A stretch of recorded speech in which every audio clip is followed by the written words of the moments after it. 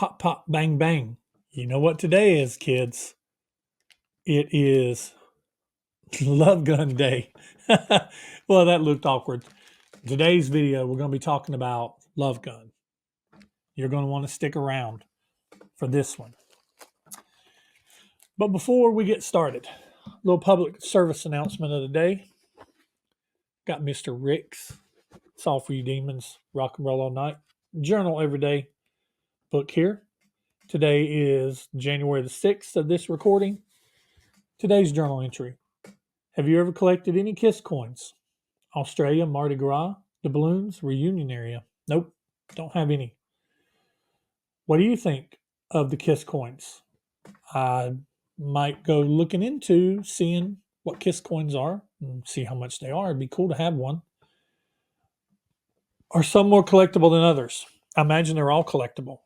So, if you don't know what this is Rock and Roll All Night, Journal Every Day. Produced and published by my good buddy Rick. Buy it on Amazon. Put the link down in the description. Little description off the back.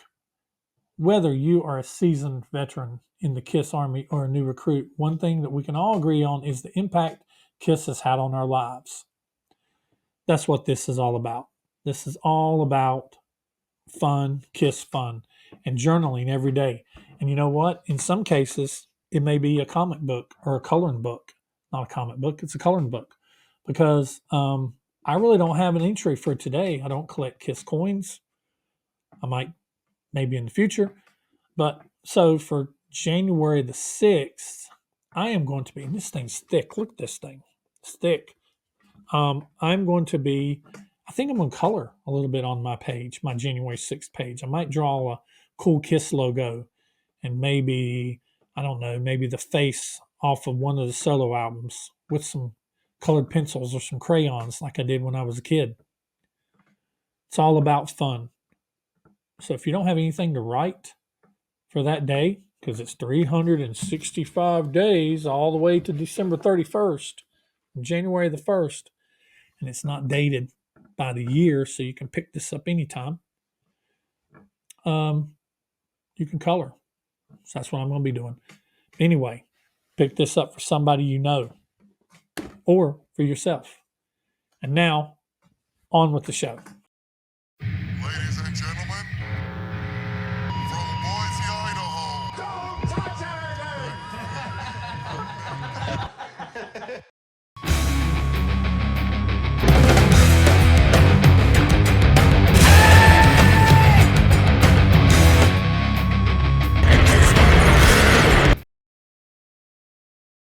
Everybody, it's Brant, and I'm back with another video, in my head video, and this is another in the series of fixing the KISS albums.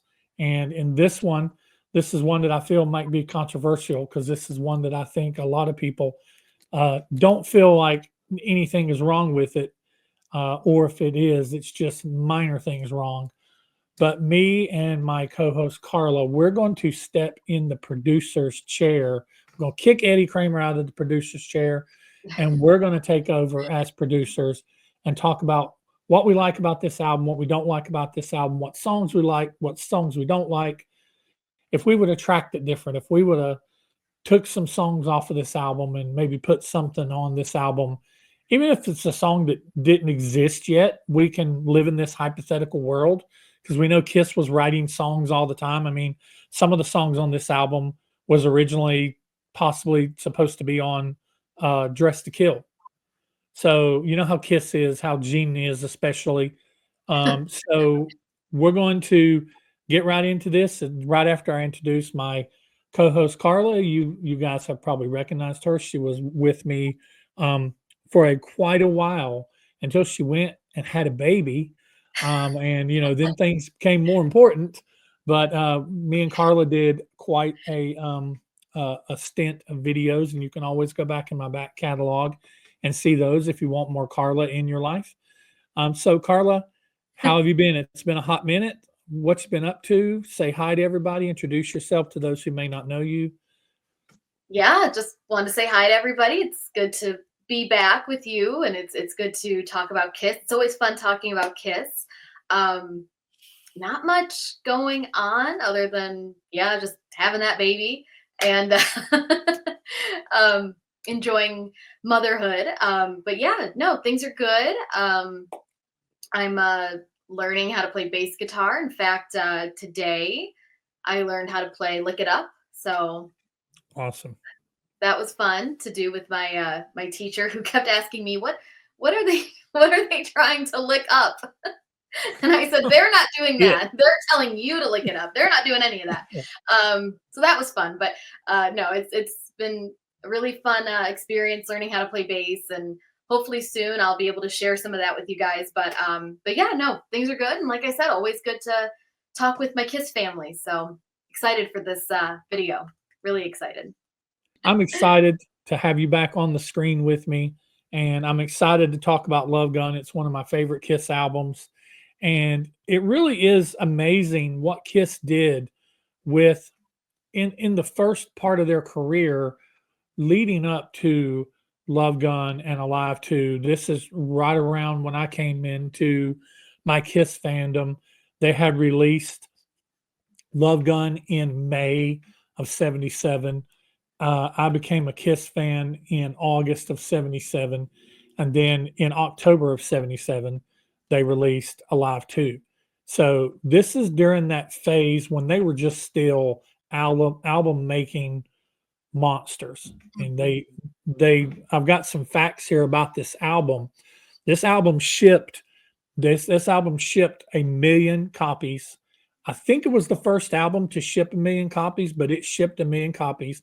It is the first album that the band had that was a top 5 album on the Billboard 200.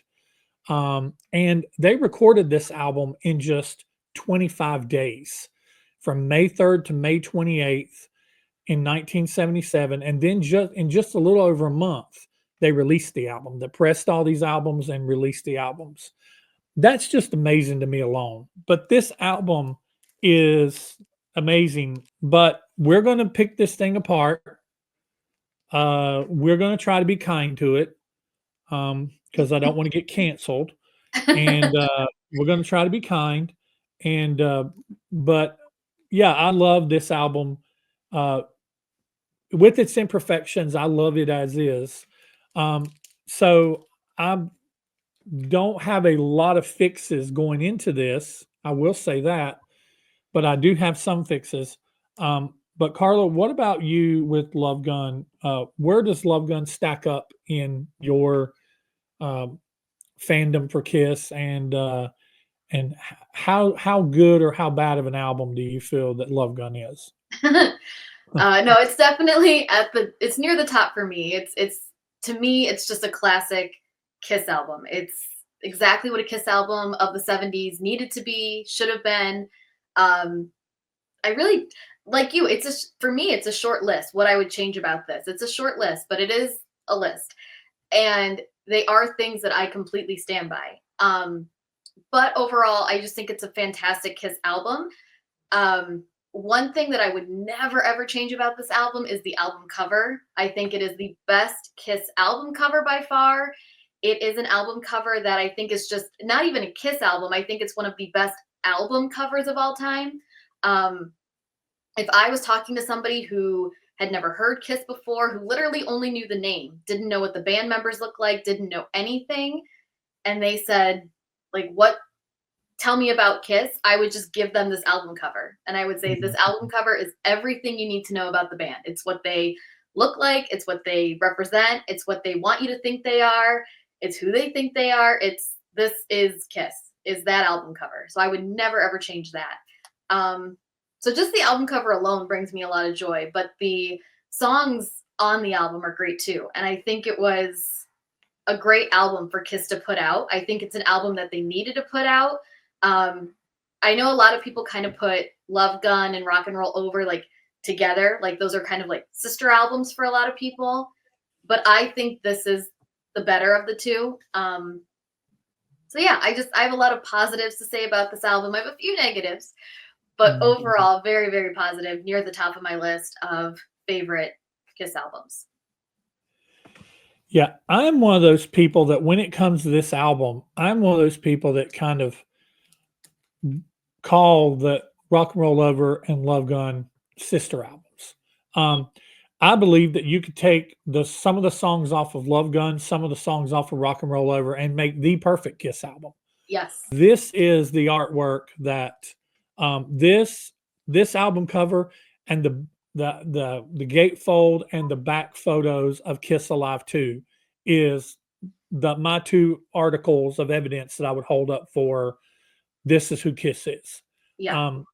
And the album cover is just so iconic. I have several copies here, and I like to show these because a lot of times people they don't know what they may not have the album copies. We forget that there's a lot of people who do not collect vinyl, and it's expensive to get into collecting Kiss vinyl, decent Kiss vinyl. It's got the band there on the center. This is the first album that they did that with, where they put the center, the cover part of the cover art in the center ring.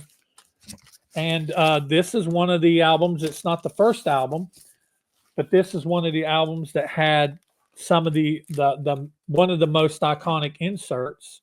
It has the love gun, has the bang bang love gun, and I have one here, and you basically, I dare not do it, but you basically put it in there like that, and you put your finger in there just a little bit to where it can catch air in there, and you flick it, and it pops that bang out like that. But I have one that actually has some extra bangs in there, and it still has the cardboard insert that this came out of in there. And then I have another one that actually has the gun still in the cardboard. It's never been taken out, never been played with. Poor fella, never been banged. And we're trying to keep it PG-13 here. And then I have a 2014 copy that my friend AJ say is suffocating because it's sealed.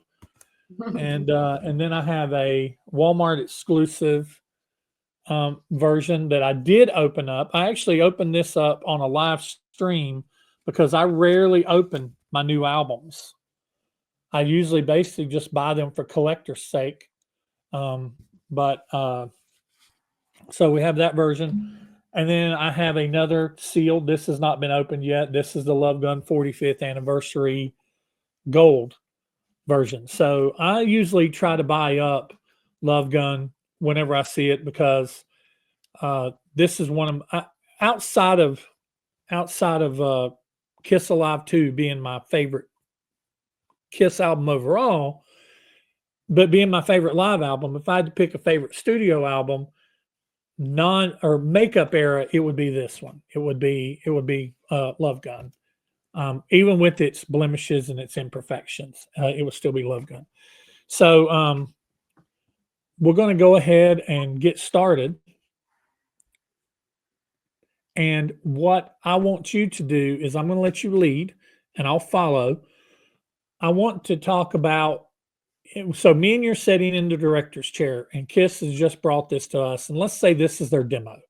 They cut a demo and they came in with demos, and the demos sounded just like this. It was tracked just like this, sounded just like this.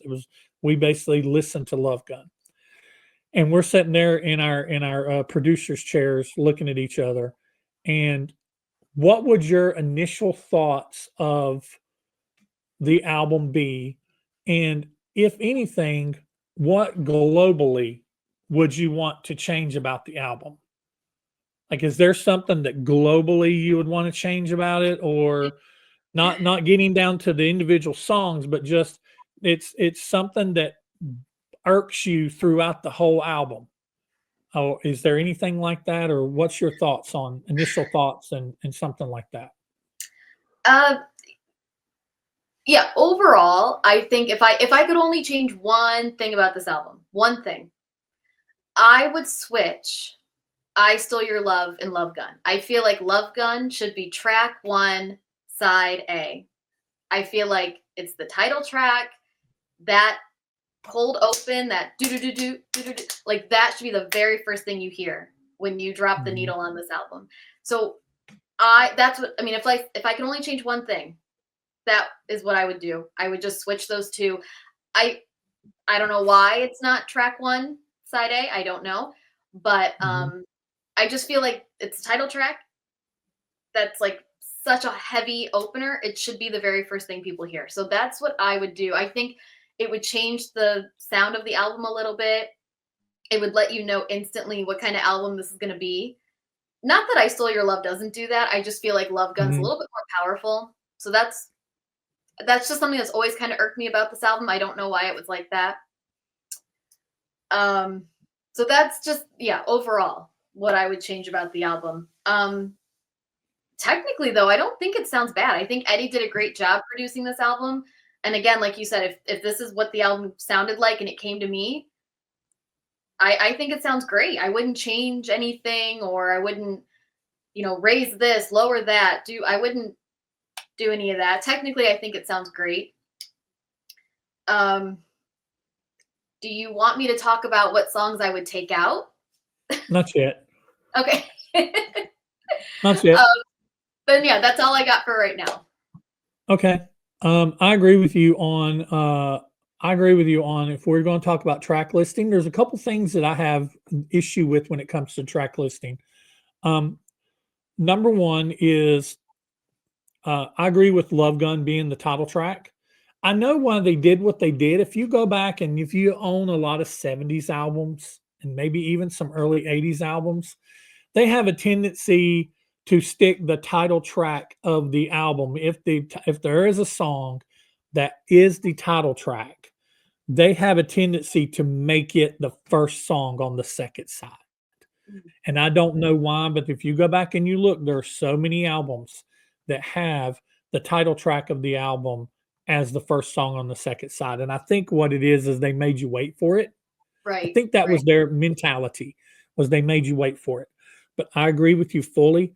I think that you could switch Love Gun and I Stole Your Love. I Stole Your Love actually sounds like a a a banger opener of a second side.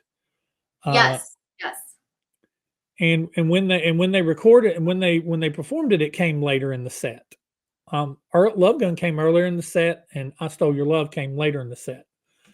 Um, the other thing that bothers me about this, so I'd switch Love Gun and I Stole Your Love.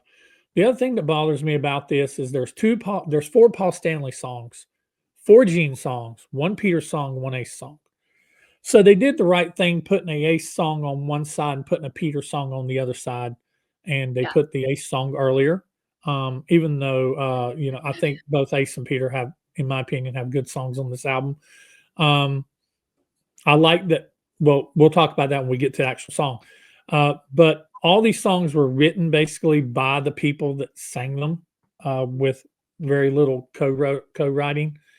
And but one thing I don't like is that the track listing is Paul song, Gene song, Ace song, Paul song, and then Paul song, Peter song, Gene song, Paul song. I'm not really big fan of having anybody have two songs in a row. So I Mhm. think it could have been cool if you would have had, say, maybe I Stole Your Love, or have Love Gun and then have Christine 16, then have Shock Me, then have Got Love for Sale, and then have Tomorrow and Tonight. And then on the second side, you could have had I Stole Your Love, Hooligan, or you could have had I Stole Your Love, Almost Human, Hooligan, Plaster Caster, and then She Kissed Me. If you were Mhm. going to keep all those songs, if you were going to keep these songs as they are, um, I just feel like it'd been, because what happens is you feel like you go a long time without a Paul song, and you got two Gene songs back to back, and then you finish with you end with track five on side one, and you flip it over to track one on side two, and Right, you're right back to a Paul song. right. You end with Paul song. So I just think that the alternating of the tracks, that's what I would have done. I would have alternated the tracks a little bit. Um, overall, and this comes from somebody who has a really hardcore producer's ear, a musician's ear, and hears a lot of nuances in things, and not only in the way things are mixed, but in the way their sounds and the effects that are used. And um, this album has a little bit of inconsistency to it. Sometimes Peter's snare, like for example, on the song "I Stole Your Love," Peter's snare doesn't sound as good as the snare that's on "Shock Me." The snare on "Shock Me" and the drum set on "Shock Me" should be the drum set that's through this entire album, or at least the way it sounds, even though I know it was the same drum set. And they recorded it in the hallway of the record plant. So, but it sounds different. And even the guitars on uh, uh, what song is it? On "Tomorrow and Tonight," or no, not that. On "I Stole Your Love," they sound different than, say, the guitars on "Got Love for Sale." Uh, just it's the guitars on "I Stole Your Love" are actually they're very teeny. And I think that if you look at before we get into individual songs, the band they were they were playing fast and loose on this album. Like for example, Paul played bass and all guitars on Love Gun, the song Love Gun, except for the solo. He played the first guitar solo on "I Stole Your Love." He played rhythm guitar on all the other songs. Ace played no rhythm. He's not credited for any rhythm guitar. Gene played bass on the album, but he also played rhythm guitar on "Christine 16" and "Got Love for Sale," his two songs. And then Ace did lead guitar and played all guitars and bass on "Shock Me." Mhm. So if you listen to the guitar in "Shock Me," the rhythm guitar, since he's playing that rhythm guitar, it sounds different than the rhythm guitar that's in um, "I Stole Your Love," because you have Paul's rhythm playing and his Right. effects that he and his amps and his setup and gear that he uses versus what Ace uses.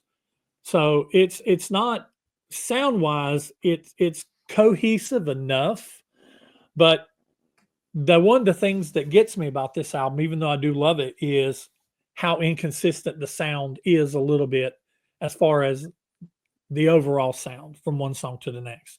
Mhm. But that is being like super nitpicky. Um, like I said, I wish that the bass and the guitar and the drums sounded like through the whole album like they do on "Shock Me," because to me, when you hear those drums and that snare, it's got that ring on it, and the guitars are just so crunchy, and the bass is nice and full. It actually sounds like it's mixed up a little bit higher than it is on the rest of the album. The rest of the album, it's kind of flat. I'm just like, man, why could they have not got this engineering and this mix on the whole album? But that's my thoughts for overall. So let's get into what we think about. So we have just sat down. I'm putting this in here hypothetically. We have just sat down and listened to "I Stole Your Love." What's your thoughts? I Still Your Love's a great song. It's a song that I'm surprised isn't a little bit bigger of a song in terms of like it has no radio play or anything like that. I don't think it wasn't released as a single for the album, but I mean, I'm just surprised that it's not something you hear on a set list. It's not something you really ever hear from Kiss unless you listen to this album. It should have been a single. It's great. I don't know. I mean, it's maybe it sounded a little too much like Love Gun. They didn't want two songs that sounded similar. I don't know, but I think it's a great song. Again, I don't have that technical ear that you do, so to me, it just sounds great. I like Mhm. it. I like the vocals, everything about it. Um, if this album was called "I Stole Your Love," then this would have been a great opener to the album. It is a great opener to the album. So, but it's not. It's called Love Gun, so it should have been Love Gun as as the first track. But no, it's a great song. I have no issues with it. No notes. Keep it as is. Yeah. Um, I Stole Your Love is like it's a cult favorite. Yeah. I've not met a Kiss fan yet that doesn't love I Stole Your Love. As a matter of fact, there's some Kiss fans that I know in the Kiss podcasting world that I Stole Your Love is huge for them. It's the song that when they've always hoped that Kiss would put it in the set whenever they went to go see them.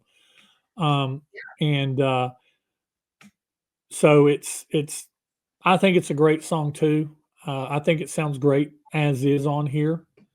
So but I'm with you. I still think it should have been the first song on the second side.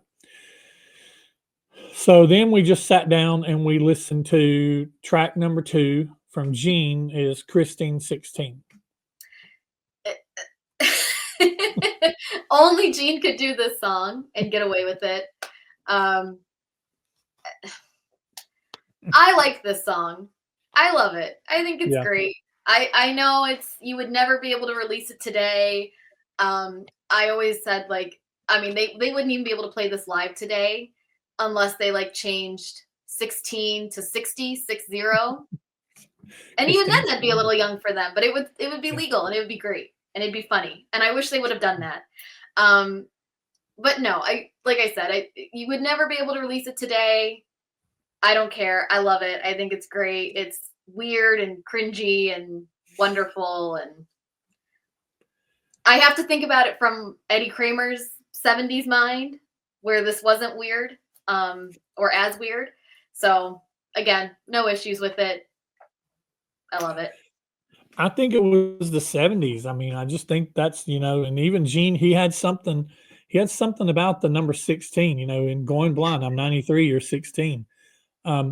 And there's so many it has come with rock about being bad boys. He had Winger in the 80s had She's Only 17. Um, but Another great song. Love that song. yeah, and there was a song that I heard it on a yacht rock station.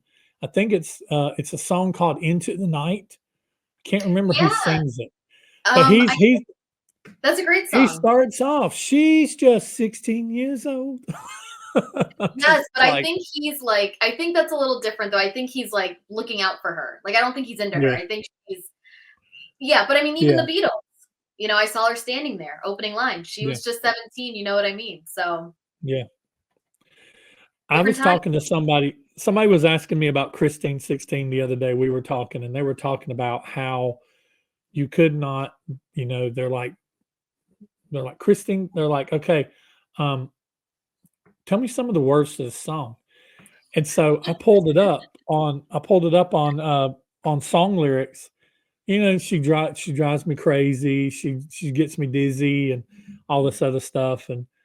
And I said, but the creme de la creme, the piece de la resistance is when Gene goes into that spoken word Yeah. and starts going, I don't usually say things like this to girls your age, but when I saw you coming out of school that day, and they were like, oh my God, okay, stop. He's talking about her coming out of school.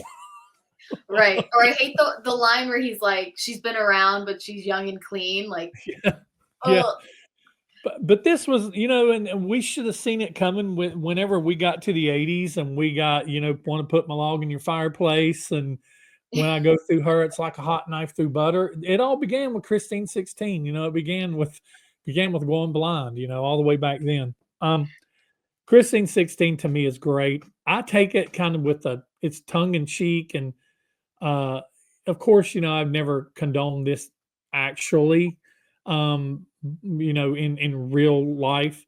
Um, but you know what they say, it's art and it's right. music. And And I always with that song, I always imagine that Gene's younger than her. right, Like I always imagine it like it's his older sister's friend or like right, something like that. That's how I just imagine it. right, That right. he's Yeah, because like I had a Christine stepsister. 13 and she's Christine 16. Yeah, I had a stepsister, and I was like maybe 15 years old, and my stepsister was like maybe 17, 18, and she had all these hot friends, and had all kinds of fantasies about those ladies. I mean, so, but I was 15, so I wasn't a 20 something year old man talking Yeah. about, stalking a 16-year-old coming out of school. So, all right. So yeah, we'll leave it on the album as is. And I would even leave it where it is, because Yeah. it's right behind the Paul song.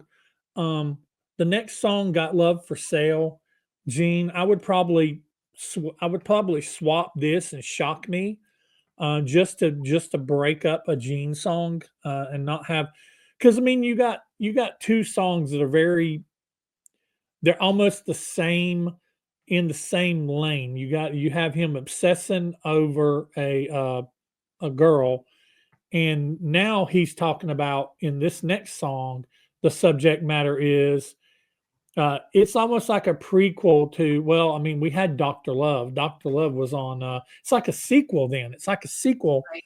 to Dr. Love, because he's got love for sale. And he's the male gigolo. Hmm. You got headache, heartache, pain you can't take. I mean, he talks about, um, I've got love for sale, have love will travel, which was the original name of the song, have love will travel. So, and I like that they changed it to got love for sale, but I love that they're singing have love will travel in the background. Um, but this is an upbeat song, and this album needed this song. It needed an upbeat, kind of a little bit of a banger. And Gene has those, yeah. I mean, he has that thing that he does that makes Gene Gene, and he does it in this song, and it's got a nice solo. The solo's great. Um, One of those typical Ace solos that's just he's playing the same note over and over and over, but he's bending the crap out of it, with a lot of repetition, and that's what makes Ace Ace. Um, I like this song. I like the way the drums sound very much like "Shock Me" in a way. The snare is a little more open and rings a little more. The toms have a little more oomph to them. They don't just go doo. They're like doo. They have a little more of that to them. And Peter even does this drum fill where he's like, the beginning drum fill to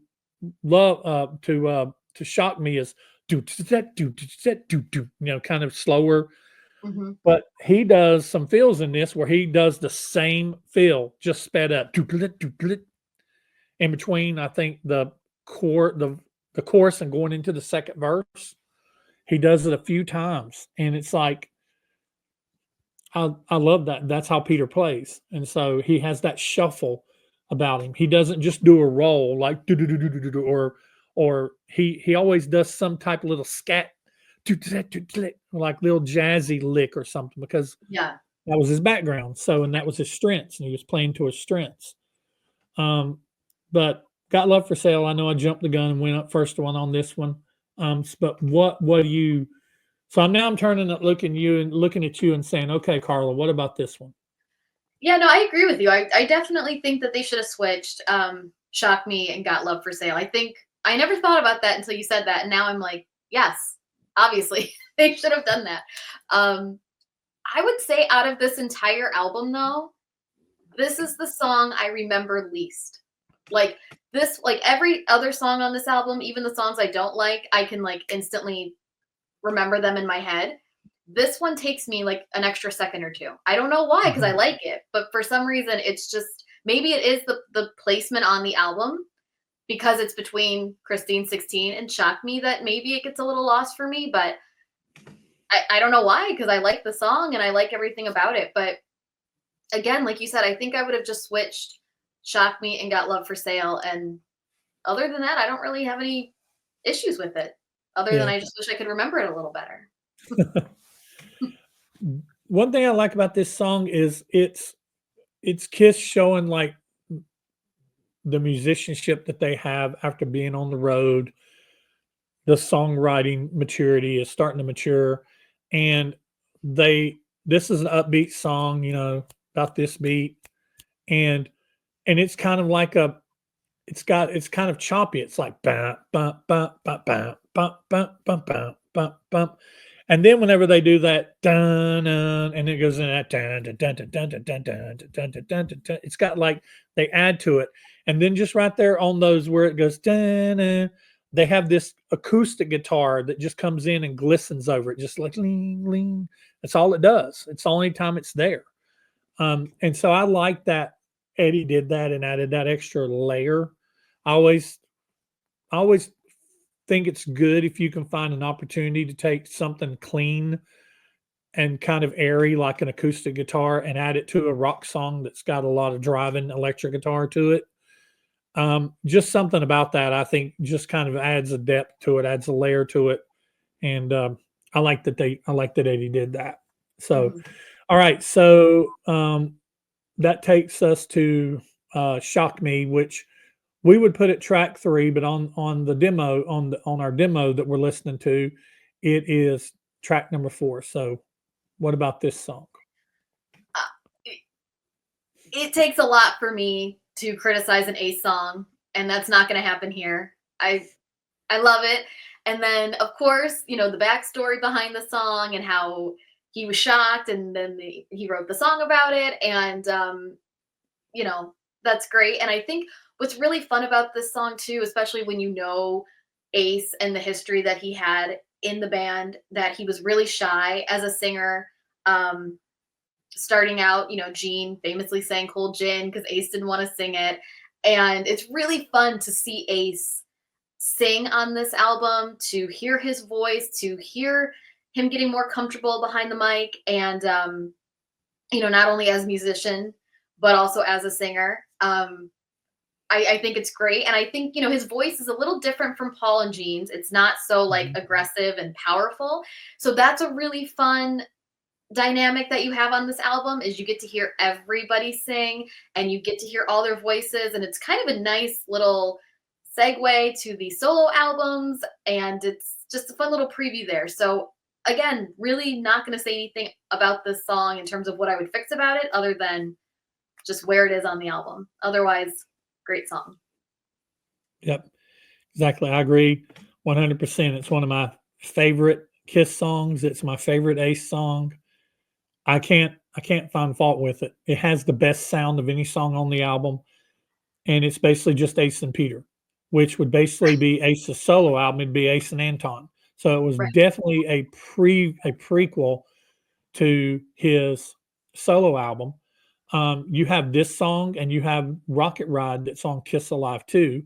Rocket Ride could have been on this album. Rocket Ride was written and could have been on this album, but Ace saved it for he was wanting to save it for his solo album because even all the way back to here, they were already thinking about the solo albums. It was actually in their contract. A lot of people don't know that they could have made 4 solo albums and it would give them credit for 2 of their albums. Each 2 albums gave them 1 credit on their contract. Um, for so, and it was actually written in there, this album, or 2 solo albums equal 1 album under contract. So who writes that in their contract unless they're planning on doing it anyway?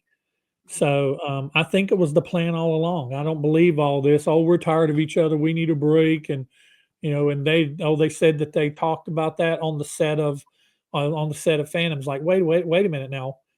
Ace and Paul were already recording their albums when it came, and so was Gene and Peter. They were already had been in the studio as early as February, and you recorded this in June, so or I think it was May. So a couple of them stopped recording their solo albums to go do Phantom. So you can't always believe all the history that they hype.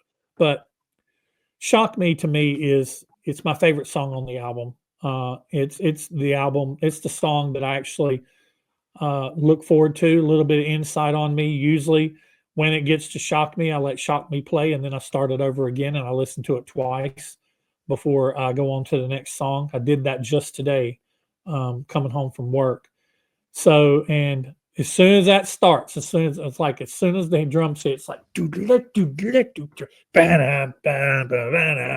it's just one of the best riffs. I mean, it's totally memorable, and it's Ace. I mean, so this should be blue Kool-Aid. You know, it's yeah, I'm not. Yeah, you know, there's Ace has done some other stuff down the line in his career that I can criticize, but I cannot criticize Shock Me.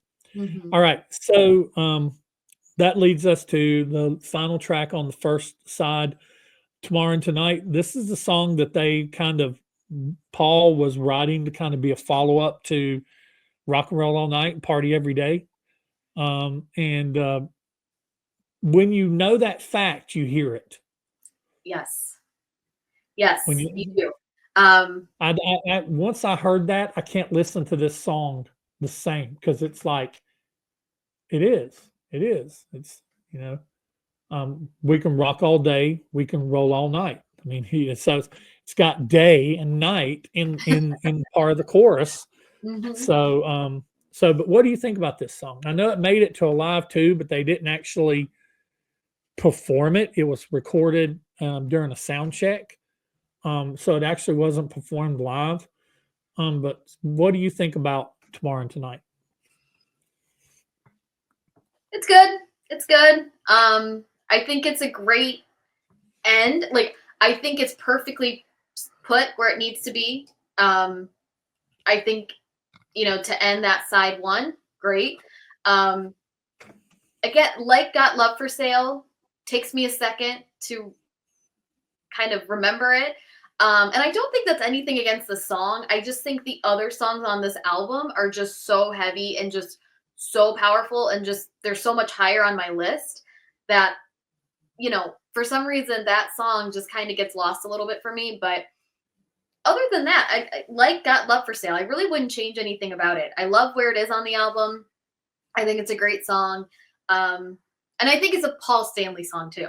Like, that's the other thing. Like, Mhm, no one else could have sang this song on this album. This is a Paul mhm, song. And especially once you know about the band members and you know the history and everything like that, like, you can hear the song and you're instantly like 100% a Paul song.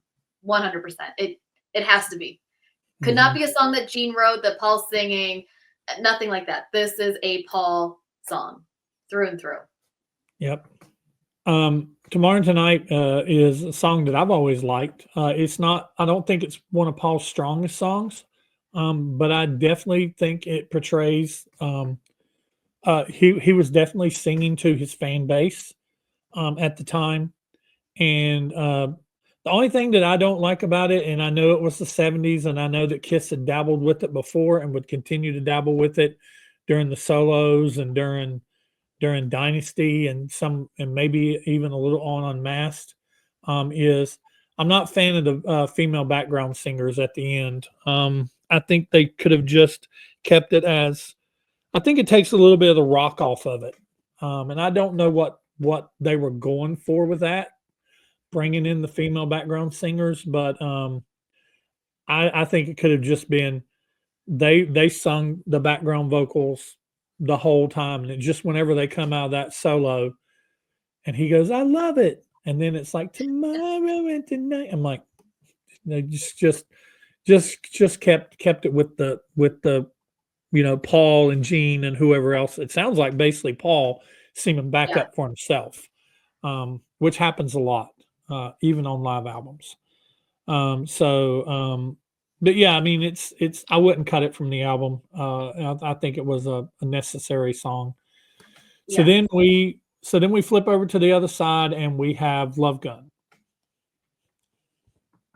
which we would have started the album with Love Gun, but we'll talk Yeah. about it here. I mean, other than that,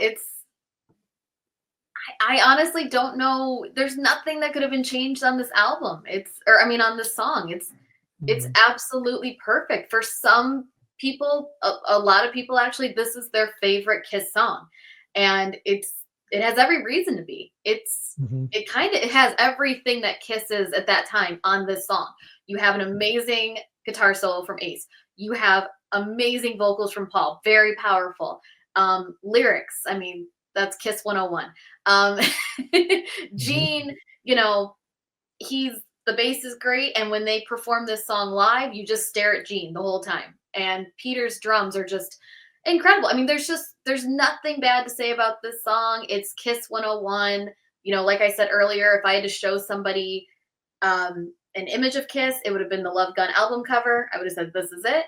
And if I had to play them one song, this might be the one song because I just think it's everything Kiss embodies. So can't say Yeah. anything bad about it. Yeah. The one thing I Love Gun is one of those songs that's got a little bit of fatigue for me through the years. And I know that Paul loves this song. They played it on every single tour since it came out, since it was released. The one thing that I would change is they actually did change it on double platinum. Is once it comes out of the solo, um, and they do the dun-dun-dun-dun, dun-dun-dun-dun, dun-dun-dun-dun, and then Ace does the dun-dun-dun-dun, and he does the crawling up again, and then he goes into that solo that kind of leads out. Mhm. On this version of the song, they basically just repeat "Love, Love Gun." They just sing it over and over and over as Yeah. it fades out. On double platinum, they cut all of that. They basically said, Paul said, "Love Gun, Love Gun." I think he said it maybe one time. Did like the chorus of basically the chorus is repeating "Love Gun" two times, Mhm. and then they just let the instrumental with Ace just wailing on the guitar go out to the fade out. Um, that would be the one thing that I would suggest that we change, that we do like we present it the way it was presented on the 78 on the 78 double platinum album. Which Yeah, just came out just a year after this, and it's crazy that some of these songs was on the double platinum album and that they made changes to them, with Love right. Gun being one of them. It would have been interesting to also hear this song with just a cold end, you know, to hear Paul sing Love Right. Gun twice and then go back to like the na na na na na na na na na na na na. Right. That would have been interesting too. Hmm. Don't know if it would have made it better or worse. I have no idea, but it just would be interesting to hear it with that like cold end and just kind of Yeah. see what that would do. But Yeah. we'll never know I because they'll never always do it. I always love the way they ended it live, and a lot of times bands don't end songs live the way they end up. They don't end the song on an album the way they end it live, where they do that a couple times, and then they kind of hold that note, and then while they're holding it, Peter does the Right. does the real fast. I do think it would have been real cool to be like if they would have done a cut in, a hard stop. And this was during the 70s, so every song faded out. Not hardly any song ended the way they do now, where they'll have an ending, a written ending. They would just keep repeating they'd keep repeating the chorus until they were done, which Mhm. drives me crazy in some ways. Because sometimes they'll repeat the chorus like three or four times. And I'm like, come on, man. And I know every time that I hear, is it "Do You Love Me" off Destroyer, I always think of you because like Yeah. that one, just like you hate that, you hate that he just keeps repeating that. Do you really, really, really, really, really love me? I did at the beginning of the song. Kind of starting to Right. wear on me now. Yeah. So Love Gun. Okay, so the next song, I would keep it where it is, which is really surprising that they stuck a Peter song second track on the second side. Peter is a second side kind of person to me. Mhm. So I think that's typically where they put him. So, and he only got one song on this album because because Ace got a song. So what do you think about Hooligan? A lot of people are on on the fence about this song. I would take it out. I hate this song. I think it's my least favorite Peter song ever. I just absolutely can't stand it. Like for me, this album, it goes Love Gun to Almost Human. Like I don't even mess with this song. It's an automatic skip. Um, that being said, I would replace it with another Peter song because there definitely should be a Peter song on this album. There's no question about that. It just should not be this one, in my opinion. So this is kind of where I begin to make changes to this album. Um, yeah, take this song out. It's garbage. Don't like it. No offense to Peter. It's just not for me. Yeah, yeah, yeah, and this is a Peter song that I really don't have a problem with.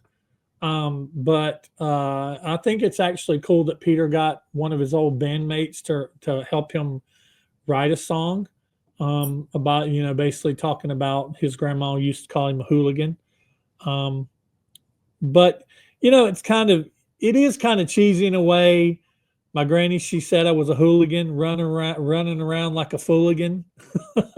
I mean, he rhymed hooligan with fooligan. Um, I mean, that's brave.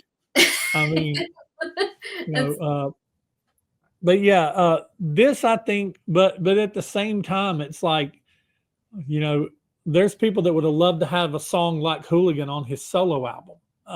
yes. But uh, this song for me, I can take it or leave it. So if you really pushed, if we were co-producing this thing and you pushed to change it out, I'd be like, yeah, let's change it out and let's see if we can find another Peter song to put on here in its place. I Yeah. don't know what that Peter song would be. I don't think Peter had. That's the thing about Peter is because Peter can't write his own songs. He has to rely on other people to write his songs. Paul had already tossed him a bone with Hard Luck Woman, and they it did fairly well. But even Beth, their biggest song was a Peter and a Stan Pendridge co-write. Um, so Paul tried to get him a song that would keep the money in the band for all the songwriting credit and keep the money in the band with Hard Luck Woman. But he actually didn't even originally write that for him. He wrote it for Rod Stewart. So he's trying to sell it to Rod Stewart. But I don't know. We would kind of have to be like, I think at this point in time, we'd be like, okay, guys, ain't feeling this Peter song. What else you got? Yeah. And I don't know if, because the thing about Peter too is he is good with ballads. He's good with Yeah. ballads. And I don't know if this album should have had a slower song on it. I don't know if it should have had a ballad. I You mean, know what? Let's hypothetically, let's look forward at Peter's solo album and say, okay, um, what song off the Peter solo album could we have recorded it in Eddie Kramer fashion, not in Vinnie Poncia fashion? I think actually, but it's a love song, but it's not too slow and sappy like "Kiss the Girl Goodbye" or "I Can't Stop the Rain."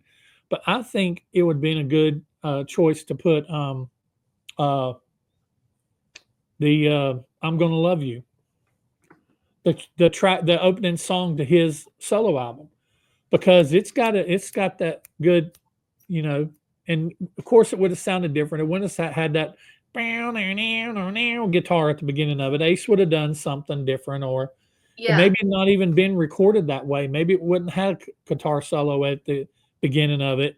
It definitely wouldn't have had horns and saxophones in it. right. If we were doing it on Love Gun, but I would have liked to have seen that song maybe reimagined and produced in a different way and stick it on this album because it's Yeah, better than Hooligan. I mean, I yeah, know people are going to fight me in the comments over that, but it's better than Hooligan. yeah. It is. I agree. It's not as cheesy, I and agree. it shows off Peter's voice. So, Mhm. so I think it's a cool song. Yeah. All right.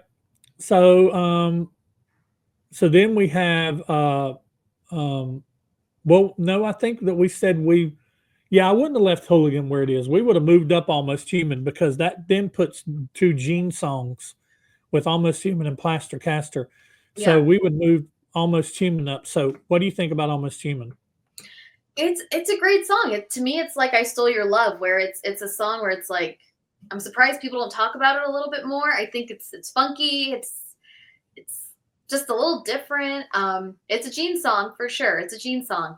Um, but again, I don't really have anything bad to say about it. I think it's great, and I think it's just a song that people don't talk about enough, and they should because it's a good song. Mhm, And I think it's great for this album. I think it's perfect for this album. I mhm. can't imagine it on any other album. So, yeah, nothing bad to say about it. Like it where it is. But yeah, I would switch it with a Peter Criss song, so you didn't have two Gene songs back to back. Yeah. This song to me is like God of Thunder Part 2. He's Yeah. like he's continuing to play on the demon. He's almost human. Mm-hmm. Um, uh, the moon is out. I think I'm going to change. So he's a werewolf, but or maybe he's still the God of Thunder, or maybe he's originally what he was, the vampire. Mm-hmm. I talked to people about this, and Rick mentioned this the other day, and I had my trading card. I had my trading cards pulled out from these are from the originals, and if you look here, it's funny. It's Ace Frehley, interterrestrial being. So Mm-hmm. that's a nice way of saying spaceman. Yeah. Paul is the love object. Whatever. Peter Criss is just the cat. The cat. But Yeah. look up here at Gene. Gene is a vampire. Mm-hmm. So, yeah. So, and Rick was talking about how he thought it would have been cool if Gene would have stayed the vampire. And I kind of agree, because he's got the whole widow's peak, and he Yeah. originally had the bat wings. And I mean, he's got wings drew on his face, for God's sake. Yeah. So, but I think whenever God of Thunder came out, then it was cooler to be a demon than a vampire. And so, yeah, he's playing on that. Almost Human is, to me, the most weirdest, different sounding song on the album, because it's got that just weird, almost Indian sounding guitar, that Yeah. and it's got the bongos in the background, and then the solo is just so perfectly absurd and just deranged, and the way they sing the "I'm almost human," and then it kind of, when it goes into the solo, they do that. They start chromatically descending, and it's just a dark song. It's a weird song. Um, it's not always been one of my favorite Gene songs, but I wouldn't kick it off the album. I would leave it, because I think it gives this album the weirdness. It's almost like it belonged on Destroyer. It's like, why is this song not on Destroyer? Take Great Expectations off and put Almost Human on there. Even though I like Great Expectations, though. I do too. I like Great Expectations. But that shows another side of Gene that a lot of people didn't want to see. But but I would leave Almost Human. So it's weird, and it's kind of creepy. And listen to it in a dark room sometime. I mean, it's a creepy song. Like the original God of Thunder in a dark room is creepy. Yeah. Yeah. So Plaster Caster, another Gene song. Like, only a Gene song. Only Gene could do this song. It's, in terms of where it is on the album, it's fine. I love this song. If you know the history behind this song, if you don't know the history, look it up, because it will make a lot more sense. Because I think it's a song too where if you have no idea what they're talking about, you're kind of like, I don't get this. What do they mean? Why are they talking about it this way? Like, it might not make a lot of sense if you don't know the history behind that. Right. And I think this was kind of their like, please do this for us. Please, like, we really want this to happen to us. So yeah, I think Gene did especially. So I think it was like kind of him like asking, pleading, like, hey, we did a song about you, will you do this for us, kind of thing, which never happened. But no, it's a fun song, and it's such a great timestamp also on the era and on that year and what was going on at the time. Again, it's totally based off a real thing, so that's really fun too. It's a literal stamp of what was happening at that time. So yeah, it's like Christine 16. It's fun, it's campy, it's playful, I guess you could say. But yeah, it's a good one. I love it.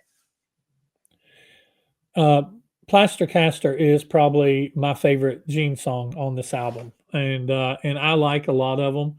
I love Got Love for Sale. Christine 16 is great.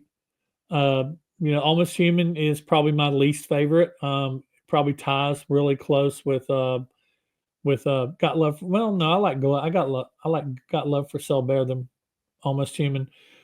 Plaster Caster is my favorite Gene song. When this song comes on, just starts that bass line, Mhm. and then guitar comes in. I just and the way it just kind of constructs, then the drums come in, and then they set the rhythm down, and then Gene starts singing. And I love the way that tone of voice that he's singing in when he first starts singing.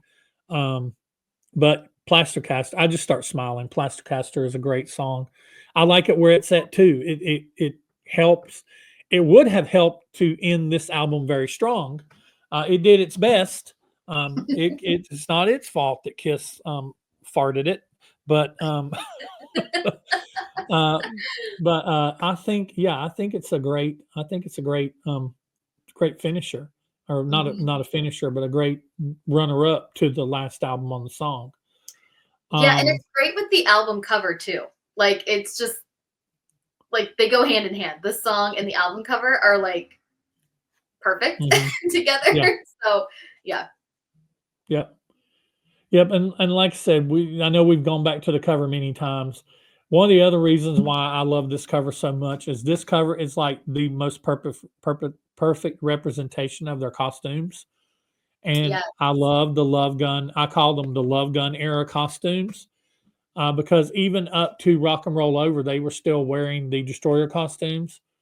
So this is when they changed for the Love Gun era, and that is my Kiss. I mean, that's my Kiss. So that's why this album is near and dear to me. And that cover, like I said, it's just amazing. Mhm. Um, but then we get to the last song on the album.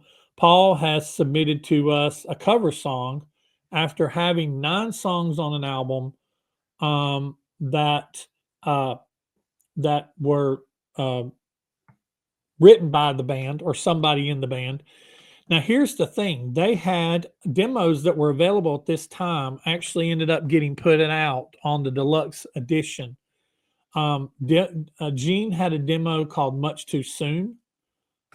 He had a demo called Reputation. He had a demo called I Know Who You Are, which basically turned into um, Living in Sin at the Holiday Inn. And but there are no Paul demos, and there are no Ace These demos. demos, right. Yeah, they're just so it's like, do you think that well first of all, would you keep this song or would you want to replace it? Oh, I'd absolutely get rid of it. It's garbage. The worst Yeah, song on the album. There's no need for this song whatsoever. yeah, I yeah. don't I don't know if it was just like we have to have 10 songs. The whole band can get this out real quick. I have no idea the reasoning for the why they put this song on this album. I'm sure someone They had 9 songs on Destroyer. yeah, I don't know what it was. I'm sure someone out there knows the reason why they chose this song for this album, but it should not be on this album. It makes no sense for it to be on this album. It's weird on this album. It's just weird for Kiss to sing it in general. Mhm, Um, Especially because the rest of this album is so like powerful. Like they're the powerful ones, and like they're the ones that are like, I stole your love. You know, it's a very like machismo album, and then you have this song, which is mhm, so like it's just weird. It's I don't like it at all. On this, I don't like their cover. I don't know. I don't like anything about yeah. it. So Um, I think a lot of politics probably played because Gene and Paul, even at this point in time and from the very beginning, this was Gene and Paul's band. And because they started it, and without a Paul song, you would either have to add a Gene song, which would put his. It was already a very Gene heavy album. It would have mhm, put 5 Gene songs versus 3 Paul songs. Um, and the other songs, like much, if you've listened to the demos of Much Too Soon and Reputation and I Know Who You Are, they're not very developed. Um, and I don't know if they would have made it any better. And the only other option would have been for Paul to come up with something other than a cover. And I don't think that, because Paul even said going into his solo album, he was writing songs um, going into his solo album. Like he Right. said in his book that he felt like going into his solo album, he went in unprepared because he didn't have a whole bunch of demos. He wasn't like Gene that sat down and just halfway scribbled songs and would then had so many songs that he could take songs and patch them together like a quilt. Mhm. Um, Paul was very methodical in his songwriting. It's almost like he sat down with a piece of paper in front of him. I've said this before, and drew out a blueprint of a song. He was very methodical, very purposeful in his writing. But honestly, if they didn't force, and if they weren't going to force Ace to use Rocket Ride and then give Ace to, which honestly, I don't think Ace would have been able to do Rocket Ride because he laid in the floor and literally sang the words to Shock Me in a dark room with a bottle of wine in his hand because he had that kind of a phobia about his voice. Mhm. And then you hear him on Rocket Ride, and there is a lot of confidence behind that Mhm. voice because he spent a whole tour singing, you know, ladies and gentlemen, we're going to turn the microphone over to Ace Frehley, Shock Me, and then had people scream for this song. So that was a big ego boost. So if I'd have been these guys, I'd been like, hey guys, we cutting this. You gonna have another 9 tracker. You know, Yeah. you got some long songs here. Most of your songs are over 3 minutes, approaching 4 minutes. You've only got really one song that's under 3 minutes, and that's Almost Human. But you Mhm. got songs that are 3:49, 3:29, 3:40. Um, let's just cut this one. And let's just say, I mean, the the length of the album is 32 minutes and 53 seconds, which is right at about what an album would have been. Then She Kissed Me is 3 minutes and 2 seconds. So I mean, they could have cut that song and it still would have not been their shortest album. Right. And I understand why. That Destroyer is only 9 tracks. It's because Detroit Rock City's very long due to the intro. God of Thunder's kind of long. So they were really tracking a full album with just 9 songs. But everybody that I've ever heard, you get some people that like Rick that are just they're just so amazing and magical that they see the positive side and to everything, and to them a song like Then She Kissed Me is AM Gold. Um, Hold Me, Touch Me off of Paul's solo album is AM Gold. And and I smile thinking about things like that. But if I was sitting in the producer chair of this album, this song would have never saw the light of day. I'd been like, nope, nope. We ended it with Plaster Caster. Yeah, and I think Paul does a great job of singing it. I don't dislike it for that reason. I think it sounds fine. It's just it's not for this album. It makes no sense to be on this album whatsoever. And then not only that, but this is the last thing people are going to hear from this album Hmm. is this song. Yeah. This is how you end this album. This powerful album. You're ending it with this. It just does not make sense.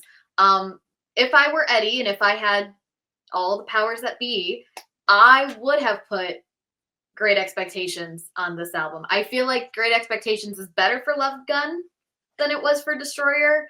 I know it's two totally different producers. You don't have to tell me that. I know that. Um, People in the Hmm. comments, I know. Yeah.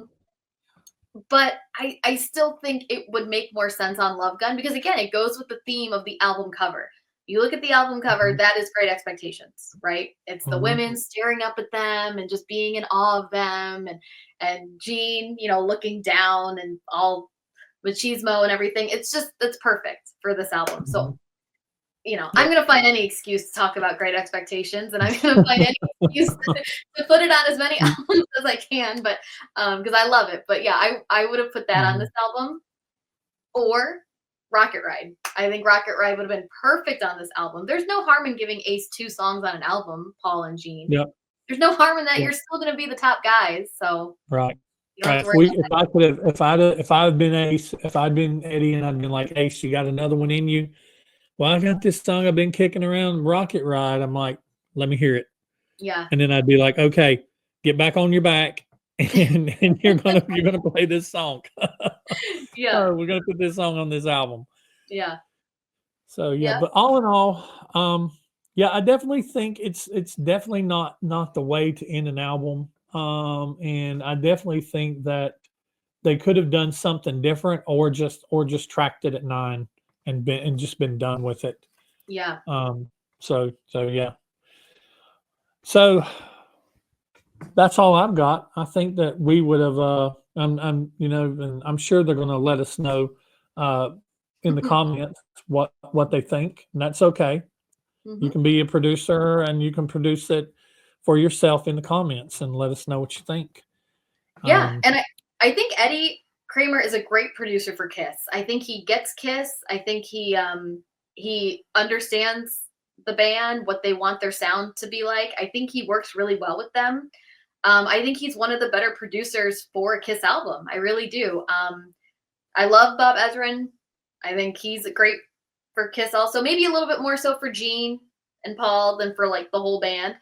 But I mean, I think overall Eddie did a great job on this album with what he had and what he was able to do. I think he did a great job, because I'm sure it's hard to produce a Kiss album. I'm sure it's hard to work with Gene and Paul and Ace and Peter. I'm sure it's and whoever comes after them. I'm sure it's hard to work with them. So I think he did a great job of interpreting what they wanted on this album and putting it on this album. I think he did a great job. Yep. Well, I think we've done a good job. I think we've accomplished what we set to accomplish, and I think we've done a good job. I think we would have made a good album. So I think we would have done it. Nice, for sure. Yep, it'd been interesting for sure. Well, I think that's all we got for this one. And Carla, it was awesome having you back. Well, I appreciate you taking time so much, and appreciate all you guys watching. And this has been In My Head. It's with me and Carla, and yes. It's so good to be back in the video. So good, but I want to say that everybody in the Kiss family, Kiss community, we all appreciate you, Brant. You're kind of like the straw that stirs the drink. So we appreciate you. So just as much as you appreciate all of us, we appreciate you as well. Yeah, thank you so much. All right, well, that's all we got for this one. Carla, thank you so much. And thank you everybody out there for watching. And we will see you in the next one.